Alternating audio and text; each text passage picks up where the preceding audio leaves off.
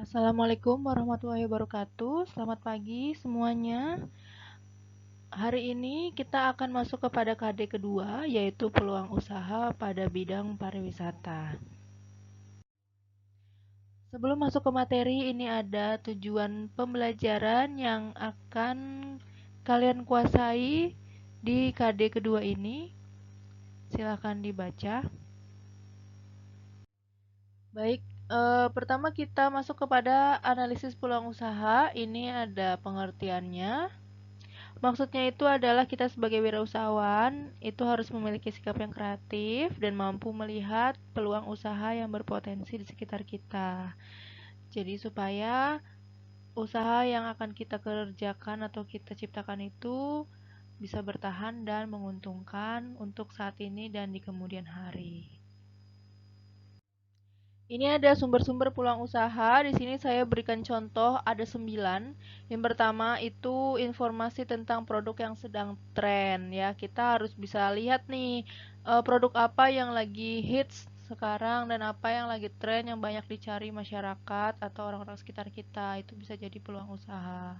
Kemudian cara memperoleh barang atau jasa mudah.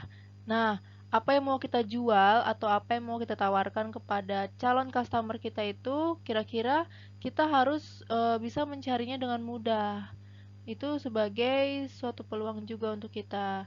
Jadi kita bisa cari di sekitar kita kira-kira barang atau jasa apa nih yang mudah dicari dan bisa menjadi peluang untuk kita membuka usaha tersebut. Yang ketiga itu bisa menjual harga yang lebih murah dari produk yang sama.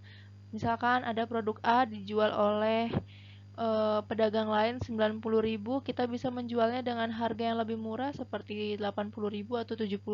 Itu bisa menjadi sebuah peluang untuk kita. Dan kemudian itu karena hobi ya. Biasanya kalau karena hobi atau karena keahlian itu kita bisa mengerjakannya dengan menyenangkan. Kemudian selanjutnya karena pengetahuan dan latar belakang pendidikan. Nah, ini juga bisa berpengaruh sebagai peluang usaha. Kemudian meneruskan bisnis orang tua. Ini bisa meneruskan bisnisnya dengan berganti owner, yang tadinya ownernya orang tua bisa berubah menjadi kita, berganti menjadi kita, atau dengan membuka cabang baru. Jadi orang tua masih memiliki bisnisnya dan kita membuka cabangnya di daerah yang berbeda. Kemudian mencari tahu kebutuhan orang sekitar, yaitu kita mencari tahu apakah tetangga kita atau teman-teman kita itu kira-kira mereka itu sedang membutuhkan suatu jasa atau barang apa. Itu bisa kita cari tahu dan bisa kita penuhi kebutuhan mereka dengan cara menjual produk atau jasa yang dibutuhkan. Kemudian yang terakhir itu ada inspirasi ketika traveling. Biasanya kalau kita traveling itu banyak nih kejadian-kejadian atau barang-barang unik yang kita temui selama kita traveling. Misalkan baju-baju lucu atau kuliner-kuliner khas dari daerah yang kita kunjungi. Itu bisa kita adopsi di daerah kita untuk menjadi sebuah peluang usaha. Nah, ini ada pembeda dari peluang usaha yang baik dengan peluang usaha yang tidak baik atau kurang baik. Ini bisa kalian baca. Contohnya ini ada di poin 3, peluang usaha itu original dan tidak meniru. Artinya peluang usaha yang mau kita eh, mulai atau kita munculkan itu adalah hasil dari pemikiran kita sendiri gitu. Jadi bukan karya orang lain atau jiplakan orang lain. Atau mungkin kalau misalkan itu sudah ada harus kita inovasi. Jadi tidak sama persis dengan apa yang orang jual gitu. Kemudian ada di poin terakhir, benar-benar sesuai dengan keinginan agar peluang usaha dapat bertahan lama.